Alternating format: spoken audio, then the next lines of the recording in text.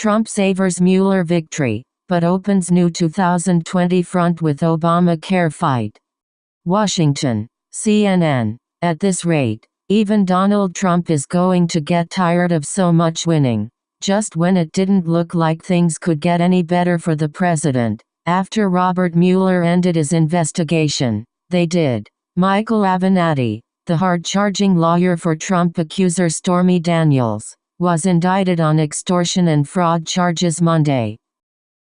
That came after Trump finally got to celebrate the victory of U.S.-backed forces in ejecting ISIS from all of its territory in Syria, after the White House prematurely took a victory lap several times last week. "Wow, what an amazing last 48 hours. I can't stop watching," tweeted Brad Parscale, Trump's 2020 campaign manager, adding a smiling face emoji. But there were immediate questions as to whether an emboldened Trump administration could take actions that would threaten a political winning streak, especially as the president has a tendency to step on his own victories. The Justice Department appeared to hand Democrats a major opening ahead of the 2020 campaign. On Monday night, it called for the invalidation of all of Obamacare, threatening to throw the health insurance of millions of Americans into doubt. Trump's supporters, however, are still basking in the afterglow of the end of the Mueller saga. Trump billed himself as the ultimate winner, the man the establishment couldn't slay despite bankruptcies, personal scandals and feuds. Now he's gone up against the greatest prosecutor of his generation, Mueller, the ultimate straight arrow son of the establishment, and survived, a feat that's certain to bolster his political legend among supporters. The Trump associates who are going to jail thanks to Mueller's probe or have been exposed as felons are just so much collateral damage. Because with Trump, what doesn't defeat him makes him stronger, and he's unquestionably enjoying his best few days since winning the 2016 election. A presidency born in scandal and that often struggles to make it to the end of the day without another norm-busting outrage or political disaster is, unusually, breathing pure political oxygen. Each of these triumphs comes with caveats and brings fresh challenges. However, the absolute validation claimed by the White House from Mueller is in reality far more problematic than Trump claims. No one outside the Justice Department has even seen Mueller's full report yet, meaning that Trump's Attorney General, William Barr, got a jump on setting the political narrative with his summary. Trump has already been damaged by Daniels, effectively being tagged as an unindicted co-conspirator in a campaign finance crime admitted to by his ex-attorney Michael Cohen. And if there is any winning in shattered Syria, it's down to the sacrifices of U.S. and allied troops, not cheerleading politicians in Washington. But in politics, perception is all important. Trump's aides spent most of the day in the West Wing on Monday beaming with relief, and the president is suddenly seeing victory everywhere. A day after he learned that Mueller could not find enough evidence to accuse him of collusion with Russia and would not decide whether he had obstructed justice, Trump welcomed the NHL Stanley Cup champions to the Oval Office. "They're winners. They know how to win," the president said of the Washington Capitals franchise, which finally broke its futility streak last June. As is often the case when he praises others, Trump seemed to be identifying qualities that he believes he possesses, in unheard-of quantities, himself.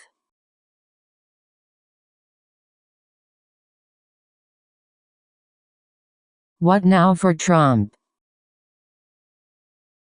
The question now is, what does Trump do with his victory? A conventional political play would be to seek to bind the nation's political wounds and broaden his support above the solid ceiling in the low 40% polling range that rarely ebbs but may not be enough to win re-election. But Trump always rejects conventional presidential behavior. In fact, his willingness to do so helped ignite his Mueller nightmare with the firing of FBI Director James Comey, which led to the appointment of the special counsel. It seems likely that the lesson he will learn from his apparent reprieve from Mueller is that there is no price for indulging his instincts, a reality that sets up what is likely to be a vicious and combative run into 2020.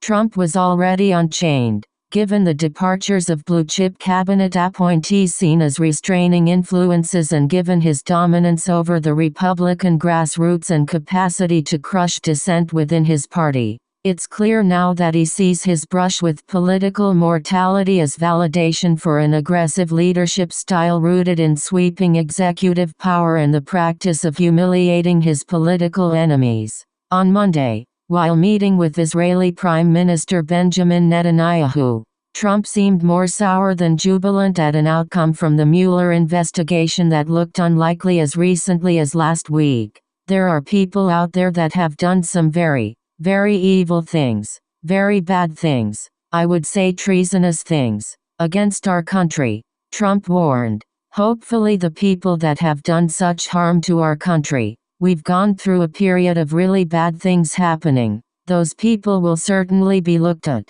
he said.